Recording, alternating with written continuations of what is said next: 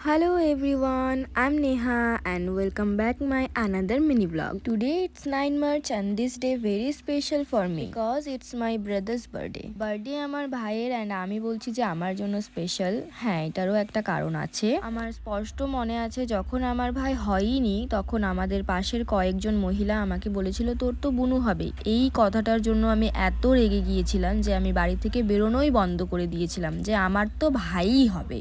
So যাই হোক last পর্যন্ত আমার একটা ভাই হয়েছে আর ও আমার অনেক প্রিয়। ওর বার্থডের দিন আমরা কেউই কিছু করতে পারিনি কারণ আমরা বাড়িতে তিনটে মানুষেরই কাজ ছিল।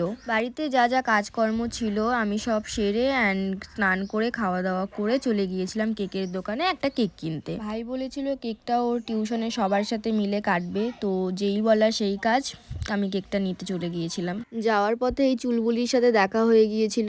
এখন এই চুলবুলি অনেক শান্ত হয়ে গেছে অ্যান্ড এটা ওর মেয়ের হাত, ঘুমিয়েছিল তাই আমি আর মুখ দেখাইনি।